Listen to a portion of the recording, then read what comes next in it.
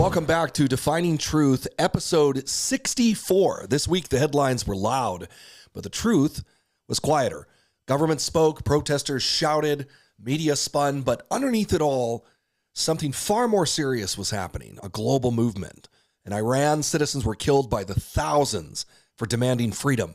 In Minnesota, activists stormed a church, not a courthouse, not a legislature, but a church actively on Sunday. And in Greenland, strategic reality collided with moral posturing. Different stories, same time in history.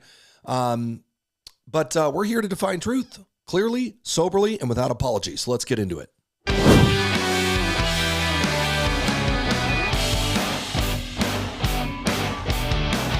right, guys, welcome back to the Defining Truth podcast. Just going to throw this out there. I had surgery this week on my jaw up here. And I feel tired from that. Yeah, my mouth hurts. But if you notice, my throat's a little sore. It's probably what it's from. Brandon, welcome back to the show. We're going to get into the three topics, main ones here, and we'll jump around a little bit. But a lot going on this week. I'd like to kick it off with Iran. And if you're not too familiar with Iran, I'm going to get into a little bit of the history just briefly. I'm not an expert by any means in the history of Iran, but we can give you a pretty good overview. So what's going on in Iran? Okay, many of you have seen videos of protesters by the millions marching through the streets of Iran, demanding regime change, demanding a change to the way that they've lived for decades now. And what is obviously apparent is that the brutal Islamic regime in Iran is simply executing people for exercising their rights. Over the past 2 weeks, Iran's Islamic regime has unleashed a nationwide crackdown on its own population. The protests were not isolated riots. They were not foreign invasions. They were ordinary Iranians. These are students, high schoolers, college kids, workers, moms, demanding basic dignity. According to multiple human rights organizations, more than 20,000 protesters have been killed. There's 10,000 additional deaths under investigation. Even the UN is warning the true death toll may exceed upwards of 40,000, potentially far higher due to mass graves, disappearances, and near total internet blackouts. If you're unaware, basically what happened is as the protests increased, the government in Iran went blackout. They shut all internet off. They shut cell service down. And then they started executing people. Now, if you follow any channels on Instagram or Telegram, some of these non-censored channels, a lot of footage is coming out, cell phone footage of people going into morgues and warehouses and buildings there in Tehran and surrounding cities, showing tons and tons of bodies. We've covered some of that stuff on our Instagram. If you check out Defining Truth on Instagram, you can see some of those videos. But it is absolutely insane what's happening. And let's get into why it's happening. So we used to be really good friends with Iran, okay? Pre the 1979 Islamic Revolution, we had pretty good deals with them. It was a free and open society. I'm not saying they didn't have their problems like any country does, but they weren't under the brutal Islamic rules that they currently are. And basically what happened in 1979 is Iran was transformed from a secular monarchy into an Islamic theocracy. And power transferred not to the people, but to these clerics. They're not even Iranian. They're not even Persian. The system was designed so the Islamic authority overrides democratic will. So at the very top, you have Ali Khamenei, the supreme leader. He was unelected, lifetime authority. He controlled the military, the judiciary, the intelligence services, and the media. The real enforcement arm, though, of power there is the IRGC, which you may have heard. That just stands for the Islamic Revolutionary Guard Corps. By the way, these are the guys that are single-handedly responsible for more deaths of Americans than any other group in the last 50 years, at least. This is why, we dropped a missile on Soleimani. the IRGC general who planned thousands of American deaths. The whole time we were engaged in GWAT in Iraq and Afghanistan, the Iranians were working overtime to provide munitions and training to America's enemies. They built, which you all may know now famously as IEDs or EFPs. All of that stuff was being manufactured and funded and sourced through Iran. They have a very open, publicly stated goal, and that is to wipe Israel from the face of the earth and get rid of all the Americans. This is not a secret. It's not really hard to find. They're a brutal and evil regime. Not to mention they're at the very core or axis of the axis of evil that exists today in modern times. So they sell weapons to North Korea. The Russians sell weapons to them and rockets, etc. It's just a big cesspool of evil. And to give you an idea of the kind of stuff they do, right? This is the regime that if they see a young girl take her hijab off, they'll hang her publicly downtown. Or they brutally rape and murder people for watching secular movies. Okay, this is not a nice place. Iran is not a nation state in the Western sense. As we're saying, it's an ideological regime occupying a country. And this is the gripe of the protesters, right? And they're saying that this ideological regime has taken over their country and they want it back. Now, what's triggered the sort of current crisis that's going on? Well, you have economic collapse, right, due to sanctions from the West and major corruption inside. You have youth unemployment, which is rampant. Iran has a very young population who is being brutally suppressed. There's food and fuel shortages, tons of public executions. The morality police are brutal there in Iran, as we've stated. And basically the population has lost fear of consequences. And here's what I think is happening. They think that by cracking down harder and shooting high school students in the head in the streets, that they're somehow going to regain semblance of control. I think it's going to be the opposite, right? They're creating martyrs. They're infuriating a nation and a public that is sick of the oppression and the lies. Right now, it's getting even worse, or I would say the protests are growing.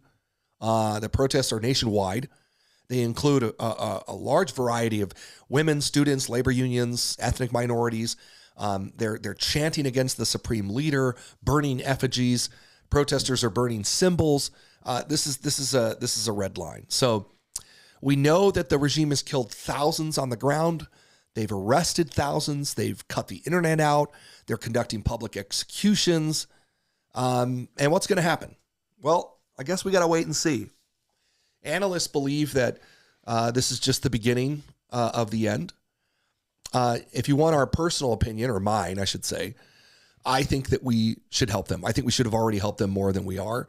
I know that a few weeks ago or a couple weeks ago, Trump made a statement online saying help is on the way. I know that we've moved military assets into the region. I think that this assistance is very defensible. We have a very good reason to be involved in this area of the world, and we should. As you know, we here at Defining Truth are not isolationist. I don't believe in this coward, don't help anybody else in the world type nonsense. We are the world's most powerful nation by far. And through that power comes responsibility. And we have the ability to maintain peace globally and build allies that assist the American nation. And we should. Iran has done a tremendous amount of damage to us, and they continue to, by the way. Iranians are very active here in the United States. In fact, in 2014, I think we've discussed before on the show, they tried to assassinate the Saudi ambassador in Washington, D.C. at a restaurant called Le Petit. They would have killed a couple hundred American citizens, congressmen, senators, people that often frequent that restaurant in D.C. And their response was they could care less. They're really bad people.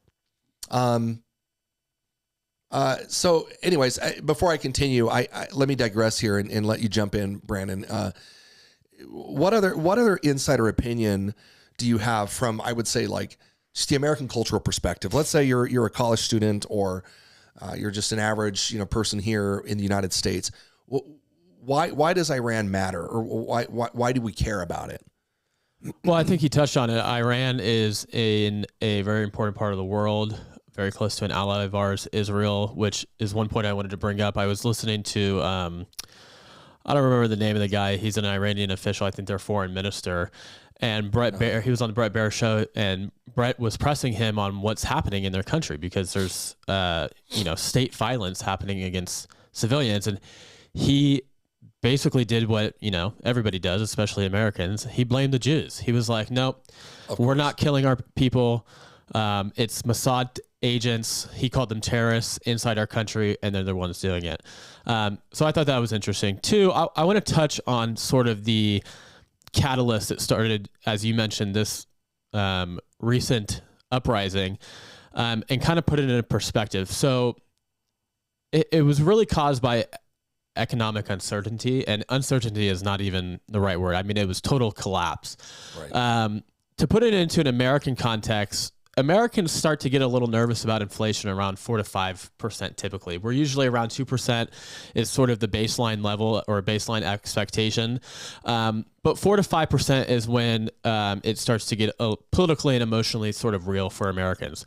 Well, Iran is facing 40 to 50% inflation. Jeez. And so I was doing some research and I was trying to put it in a context of US dollars, but that just doesn't do it justice because you would have to have, there's too many factors to consider, because when I was looking at some of these prices, I was thinking, well, $1 for a kilogram of rice doesn't seem unreasonable, but the average income in Iran is $4,000 to $5,000 US dollars per year. So you're talking, they're only making $400 US dollars a month equivalent.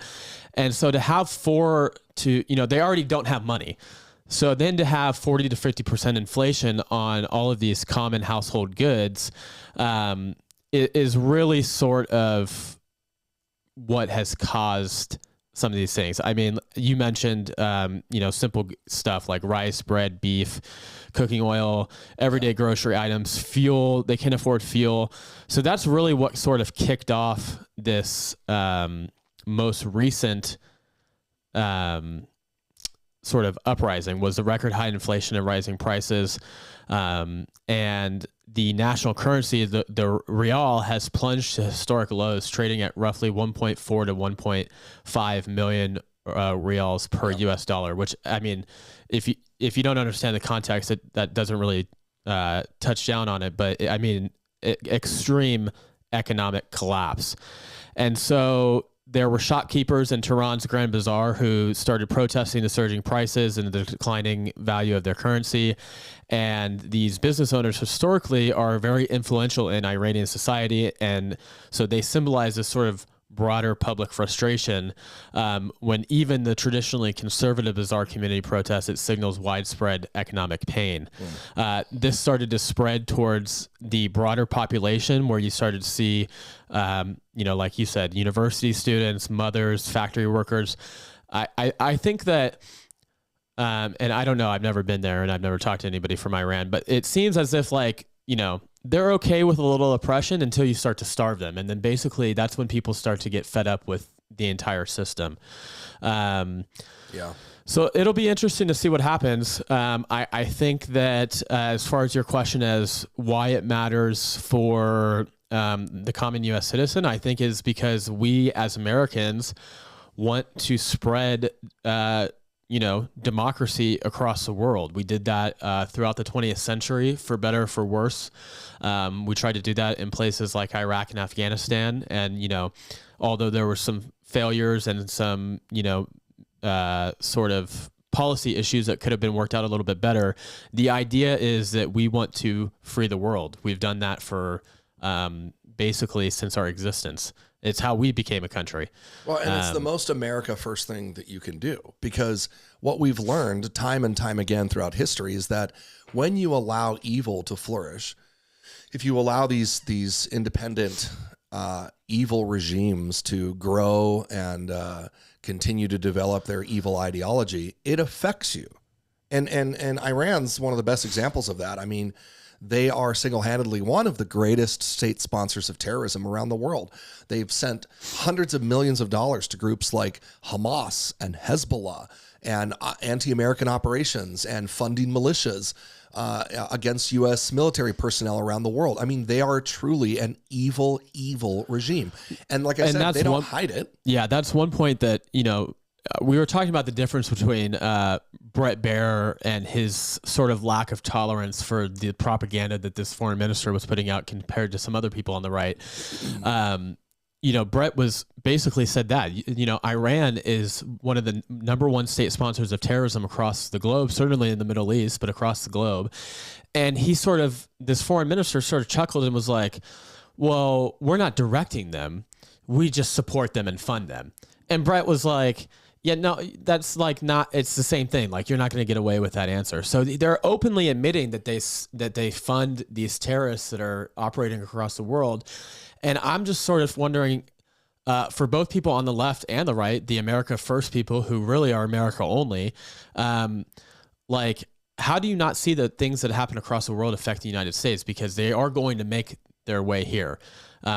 In some cases, they already have. Yeah, like here's a group, here's a nation run by a brutal regime that's single-handedly responsible for thousands of American deaths. Are you going to tell me that that's not America First to deal with them?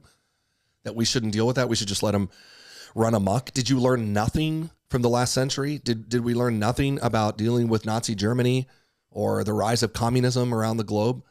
I mean, it's just purely ignorant.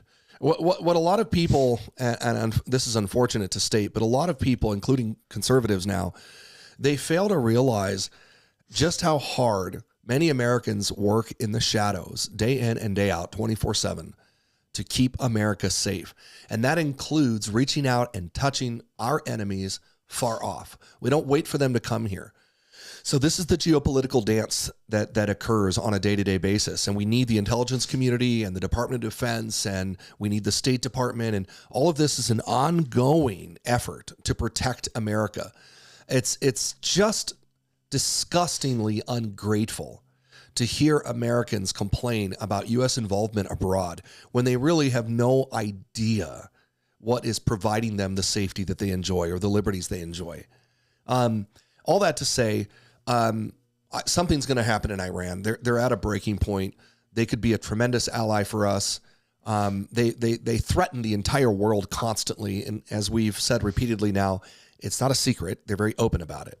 So these are the last people on Earth we want having, something like a nuclear weapon.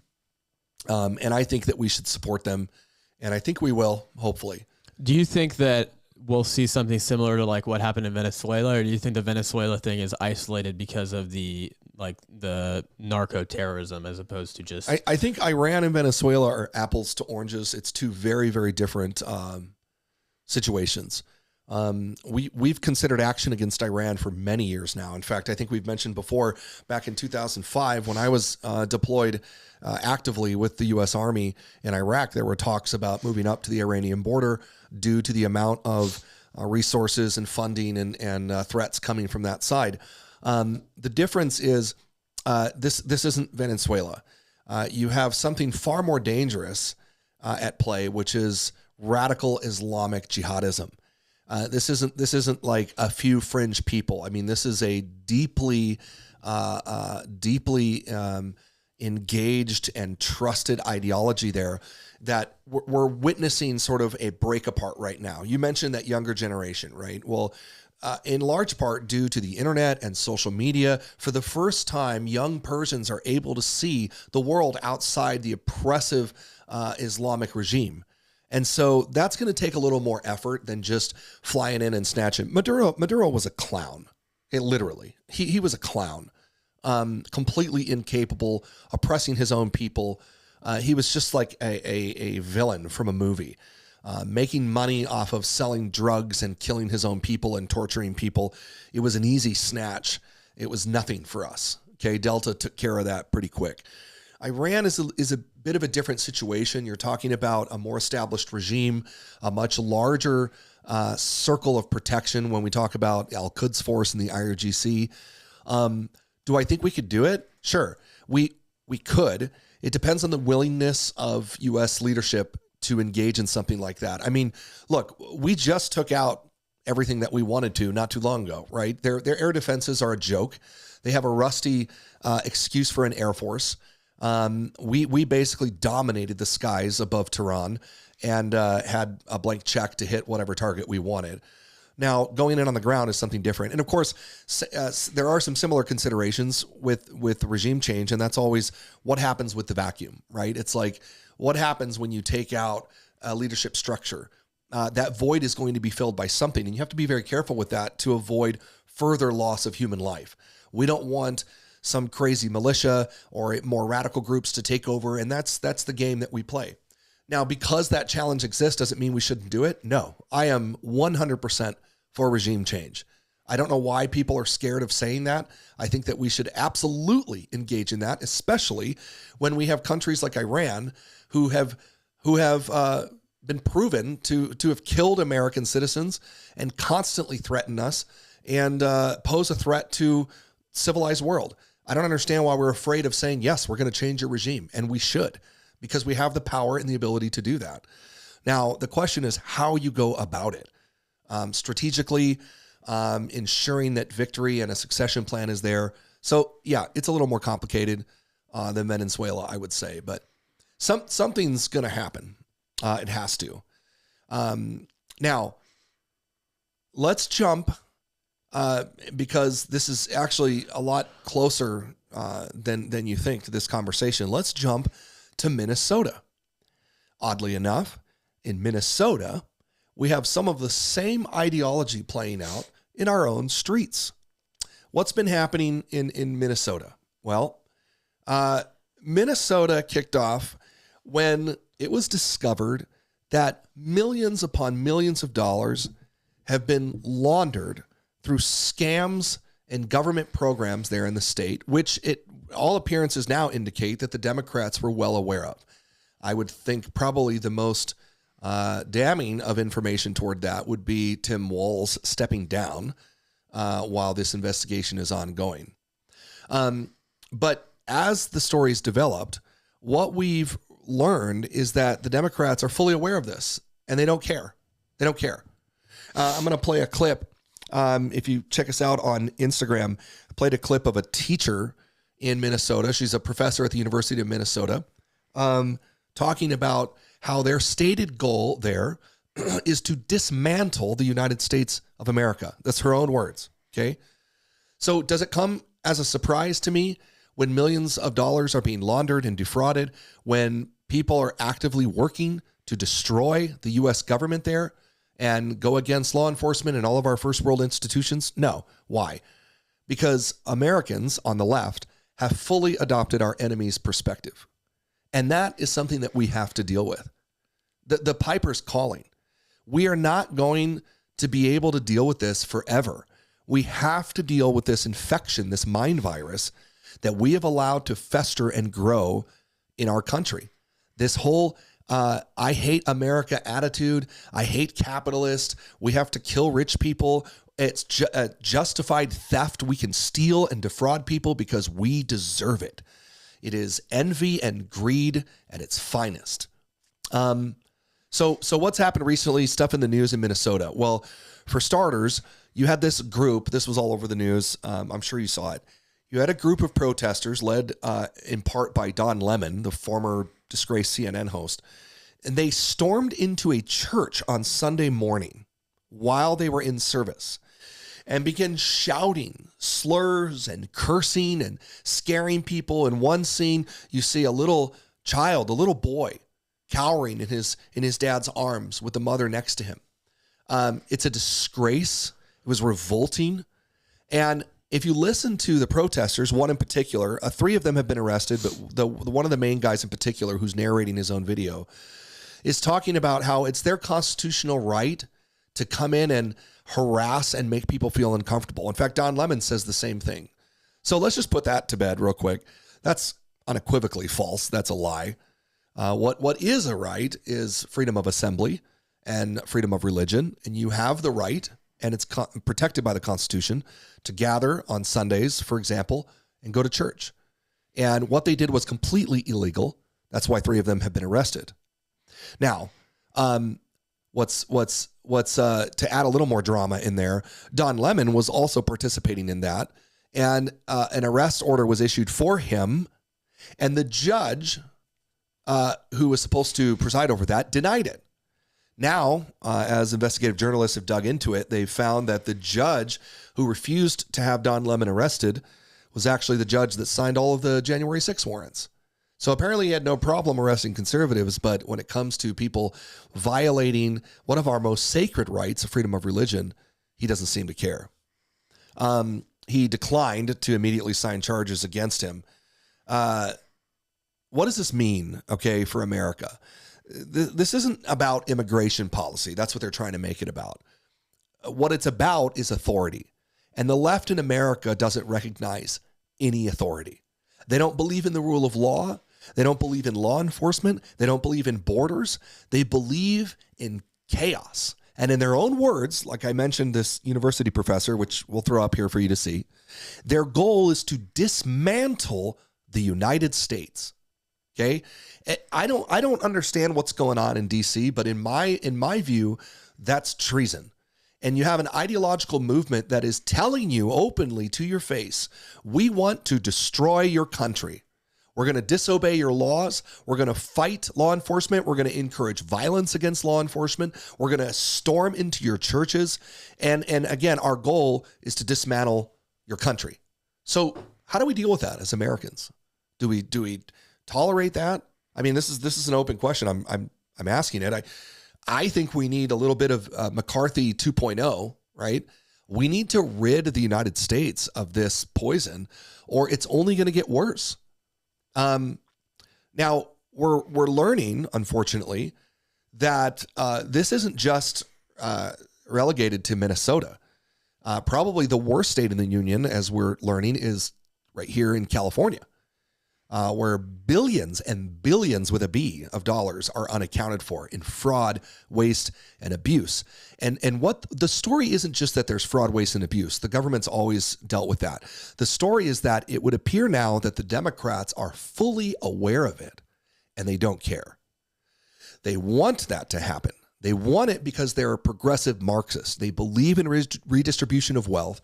They believe that those who have more should have less. It's driven by greed and envy and taking of others, and they justify every wrong they commit by making themselves the victims. And so we're going to see in the next couple months here, mark my words, that what started in Minnesota is going to be a much broader national story. There's fraud everywhere. The Democrats are very open about their beliefs of dismantling the United States. And it's going to come down to, what do you want to do about it? That's going to be the big question to answer next. Evil wears this language of justice. They call intimidation compassion, and lawlessness is baptized in virtue, but it's all a lie. So, I don't know. Did you see the video from the church in Minnesota? Any of the protesters that went in there? Yeah, I did. This really comes down to this sort of growing intolerance for Christianity. This disruption of a worship service is part of this broader pattern where religious expression is increasingly challenged or dismissed when it intersects with sort of contentious social issue. The United States government needs to step in here because people have a right, as you said, to worship. And your right to protest or call attention to what you believe to be social injustice absolutely cannot in the United States of America disrupt somebody else's right to worship freely. It doesn't matter if you're a Christian, Muslim, a Jew, some free-loving hippie, like you have the right in the United States, to worship. And that cannot be disrupted. I mean, it's literally the First Amendment. So, Christians, believers are becoming, or should, if they're not already, become even more concerned about the disruption of public discourse in America. And episodes like this are sometimes framed not as isolated events, but as symbols of a broader cultural shift, which of course we talk about here all the time. And really, again, I think it falls on the churches. Christians and church leaders should not tolerate this at all. I don't know anything about this specific church, if there was a reason they picked this church in Minnesota, or if it was just totally random. But I mean, the gall of somebody like Don Lemon, who coincidentally was the topic of our very first podcast 3 years ago. Yeah. You know, like the fact that he thinks that he can do this, and you know, I understand, like, you know, you get 3 random people together who are, you know, upset about some immigration thing. You know, they're talking about the woman who was killed. And again, you know, that's really simple. One great way to not get killed by, you know, ICE or any sort of law enforcement officer is to follow their directions. You know, you might be totally justified in, or you might think that you're justified in, you know, not following their orders, but that's not how it works in America. You handle that in the courts, right? You don't try to run somebody over, run a cop over. He has to make sure that he gets home to his family too. So yeah, of course. Yeah, it's not even a question. Yeah, not even a question. So a really good way, and again, I've seen it from the left and people that I know about, you know, justice for Renee, whatever her name was, you know, the best way she could have got justice was by, you know, doing what she should have been doing, which is taking care of her children. Yeah. They're talking about, you know, her young child that is now motherless. Not trying to run over a cop in the street. Guess what? I was never motherless because my mom never tried to run over a cop. Yeah. So it's Common like, sense. it's a little silly. But there's definitely a risk of escalation. Incidents like this can deepen perceptions of hostility towards Christianity amongst believers, especially when this woke ideology activism enters worship spaces. And, you know, there needs to be legal protections for worship when things like this happen. So I'm really curious to see what the United States government is going to do to protect these people whose rights have now been taken away. They're going to have to do something. I think, at least in part of the problem is people have completely forgotten how to think.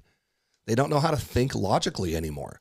So you hear some random bit of information on social media and you take it at face value. And it's breaking our culture, right? Logically speaking, there are things, okay, so for something to be logical, it has to meet at a minimum the criteria of being commonsensical, okay? Like this week, there was a bunch of information there was a story going around about ICE arresting a 5-year-old. Okay, as soon as I saw that, right, immediately, that's nonsensical. Doesn't your brain go to like, okay, this doesn't make sense. Let's see what actually happened? You'd have to be mentally incapacitated to believe that that's true, because it's not. Because law enforcement agencies don't go around arresting 5-year-olds. And yet, that story spreads like wildfire across social media, and you have all these wackos storming into the streets and trying to fight cops over this perceived allegation, this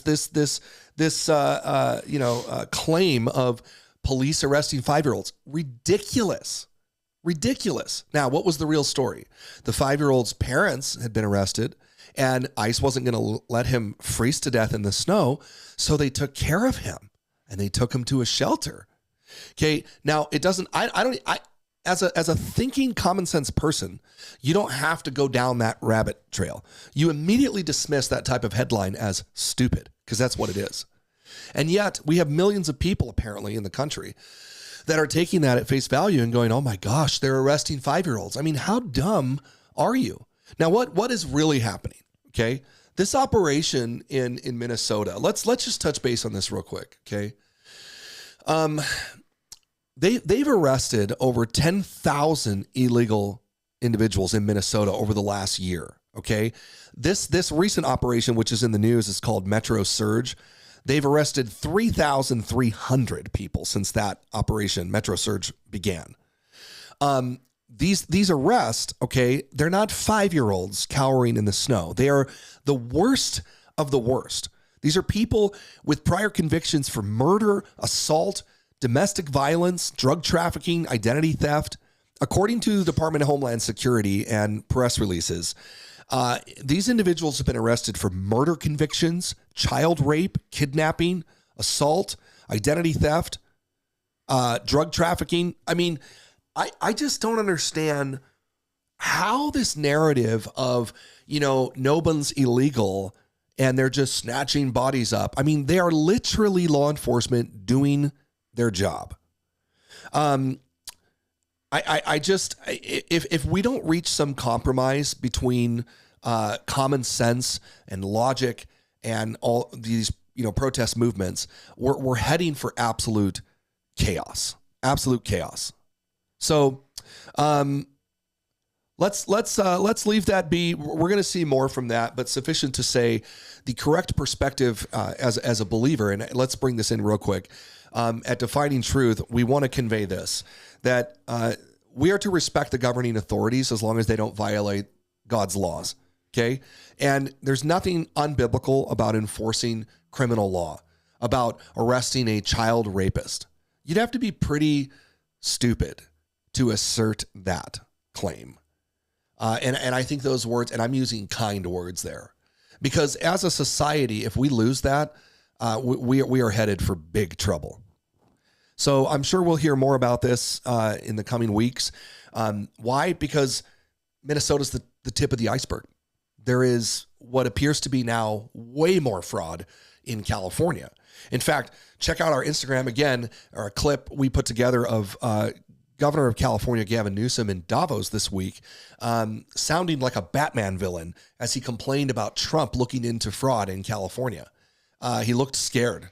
And like I said before, there are billions missing in California, and a lot of it is facilitated through the same stuff that's going on in Minnesota. And just to be clear, let's bring this together real quick. There's a political point. There's a nexus here. Do you ever stop and wonder why these elite, rich, liberal Democrats care so much about illegals? Why are they defending people who aren't even in the country legally, who are committing heinous crimes?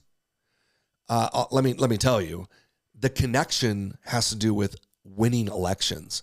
They learned a long time ago that they could flood the population with more people than live in some states in the United States, millions and millions and millions of people, virtually guaranteeing, because they defend them to no end, even when they rape children and murder people, guaranteeing that they would vote for Democrats. Now, what are we saying? That we're against immigration? Absolutely not. I am pro-immigration, always have been. Tell me, what is wrong with having a common sense immigration process, a law? Would you like to come here? Yes. Apply. Show us who you are. Wait in line like everyone else, just like we have to do when we want to go to a different country. You've been played by the Democrats, and it's all about power for them, and the American citizen is suffering. Let's jump in the last story here over to Greenland. Some of you may be thinking, what the heck is Greenland? Where is it? Why do I care? Well, if you, I don't know where you're listening right now, if you're on a podcast or watching on YouTube, but pull your phone out and bring up a map of Greenland there in the Arctic area and just look at where it's located. This is a extremely strategic location. Now, for clarification, the U.S. military, we've been in Greenland for a long time. Okay, we have assets there. We have a long-standing relationship with Greenland. There's only like 60,000 people in Greenland. It's not that many, and it's much smaller than your average small city here in California. And it's not very green. The joke is that Greenland is covered in ice and Iceland is covered in green. Yeah, absolutely. I digress. But you know who cares the most about Greenland? China and Russia. China and Russia, who are expanding military economic presence in the Arctic. We're talking shipping lanes, missile defense systems, early warning infrastructure. All of this is at stake. And power vacuums do not remain empty. Okay, so there's some dynamics going on here. The United States have single-handedly propped up NATO for many, many years, right? All these countries that are super far left and they're arresting Christians for praying outside of abortion clinics, they also want the Christian West in the United States to defend them and protect them against Russia and the aggression from Russia and Iran and China, et cetera. This is a little bit of tit for tat here, okay? The U.S. presence in Greenland would be an enormous benefit for Europe, and they know that. So a lot of what you're seeing in the news, just take it with a grain of salt, because a lot of it is just them saying what they feel they need to say for their constituents. But in truth, they're welcoming Trump's move into Greenland. It would be a massive expansion, of U.S. territory, and it would greatly benefit not only Greenland, but NATO. It would be a huge benefit to NATO. In fact, I can't quote him because I forgot, but I just listened to one of the NATO chiefs talking about how wonderful he thought this was this morning. Well, and let's touch on why. So while we're sitting here in America debating symbolism, like you said, Russia and China are acting. Russia's reopened Cold War era Arctic bases. They're expanding their military infrastructure, deploying radar and missile systems. There's critical, as you mentioned again, advanced missile detection corridors in the Arctic, early warning radar system, submarine pathways, shipping lanes. China has now declared itself a near Arctic state, despite not being anywhere near the Arctic at all, by investing in heavily in ports, financing infrastructure, and seeking long-term leverage. And they're not asking anybody for permission. So, as we're sitting here writing op-eds about, whether or not Trump should quote unquote invade Greenland, they're positioning their countries to be strategically placed to probably inflict harm on the United States and its allies. Yeah, 100%. Absolutely. And Greenland is so important to us, or I should say it's going to be even more important to us in the coming years. And there's a lot of foresight and intelligence here that I don't think people really understand. I mean, Greenland has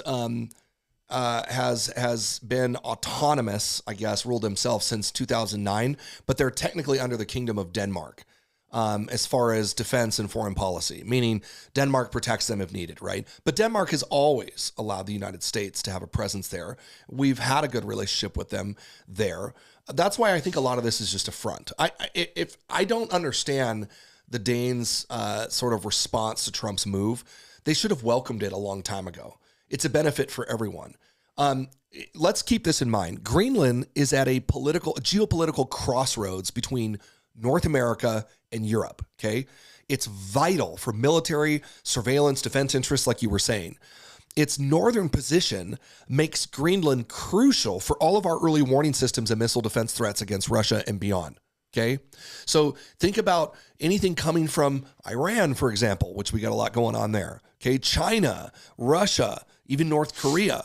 Our systems there and the ability to control the Arctic are vital for the defense of the homeland, particularly when it comes to ICBMs. These are intercontinental ballistic missiles.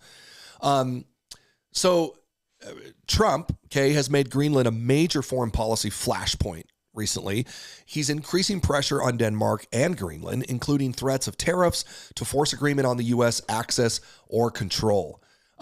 This week, he completely ruled out military force. He said, I'm not going to do that. I think we're close to a deal, end quote. He framed Greenland as essential to U.S. national security, which it is. And by the way, that's not a Trump opinion. Everyone knows that opinion. Okay. Let's pause here for a minute and note that recently, with a lot of stuff that Trump says, the Democrats want to highlight it as if it's some kind of crazy thing that Trump himself made up. That's just not true. A lot of the stuff that Trump has said or has done have been long-standing positions of the United States. Even things like immigration, right? Point in case, the Obama administration deported way more people than Trump has. Okay, do I need to say that again? The Obama administration deported way more people than the Trump administration has. And you didn't hear a peep from Democrats. Why? Because it's against their ideological movement. They hate America. As they state themselves, they want to dismantle the United States and our government.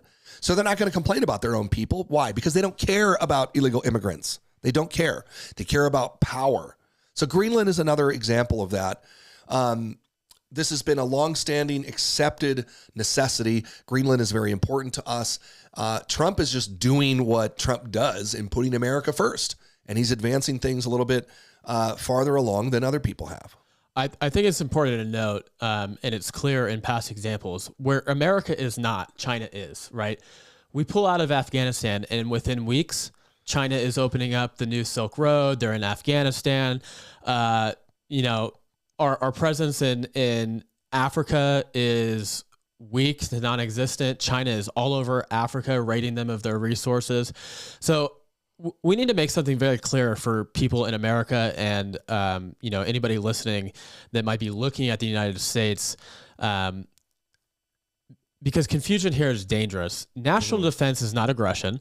Preparedness is not imperialism, and leadership is not domination. Can strength be abused? Yes, but weakness is never moral. And many of the nations most vocal in criticizing American power, like Denmark at the moment, depend on it, hide beneath it, and benefit from the United States global power. So the global order that they enjoy exists precisely because America has stood guard. And it's important for them to remember that. Yeah, 100%. And I think we're going to see a positive outcome here pretty soon. I mean, after Davos this week, seems like there was a lot of headway made.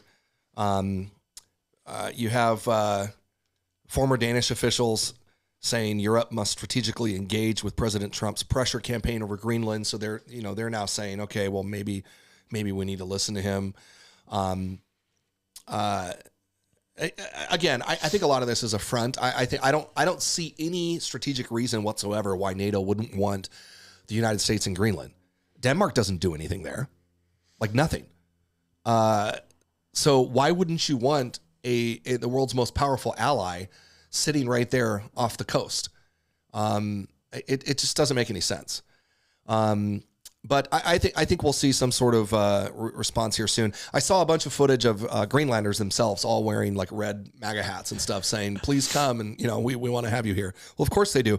And you know what struck me as interesting is, in a lot of the interviews, these Greenlanders, they were asking them, well, why do you want Trump to, come into Greenland? Why do you want to be part of America? And they have the same complaints that every person coming to America wants. It's like, because we want better healthcare, right? We want better economy. We want more opportunities and freedom and jobs. This despite all the rhetoric you see. If you Google, by the way, is a cesspool of liberal trash. But if you Google stuff about Denmark and Greenland, you're going to hear this leftist utopia about free healthcare and all this wonderful socialist program. But then you listen to these interviews of people there in Greenland and they're like, help us. We want better healthcare. It's horrible. So you hear the same kind of stuff coming from Cuba and every other left-wing failure. So I think change is coming there pretty soon. Tariffs, diplomacy, all that going on. Good stuff in the news. Let's just wrap this up here with this. Okay. Well, what is Iran, Minnesota, Greenland? These three stories have one pattern basically. And this is what we talk about constantly in defining truth. This is the culture war. Truth is being suppressed. Authorities rejected. Moral language is weaponized, especially by the left, right? They use words like justice and equity and racism and all that stuff, and they weaponize in it. Power exercised without accountability. All of this, here's what we have juxtaposed here. We have Aristotle's version of logic versus Hume and Kant and this sort of secular humanist perspective that nothing is really real and nothing can be known. That split and departure from common sense has led us to the idiocy of the current century, where leftism seeks to elevate the self as the highest deity. And Western nations and the biblical worldview says, no, we were created. Truth can be known. Logic should be applied, and it should have common sense. And that basically divides our perspective on all of these issues, whether it's Iran, Minnesota, Greenland. On one side, we're trying to defend truth and reality, and the left is trying to say, well, truth and reality can't be known. It's whatever we make it. And so you have this pattern, right? Which, by the way, you don't have to take our word for it. Leftism has failed repeatedly everywhere it goes, in whatever form it takes, right? It's like a dark monster. It takes a form of Islamic regime in Iran. It takes a different form in Soviet-style politics. It takes a different form in European Marxism or socialism, but it's all the same thing. It's the horseshoe effect, right? And by the way, it's taking a different form in the whole Tucker Candace woke right side. They're the other part of the horseshoe. It's same trash, right? They hate truth. They're driven by hatred. They've departed from common sense. They present completely illogical accusations, and they all end up in the same place. Basically, what are we saying?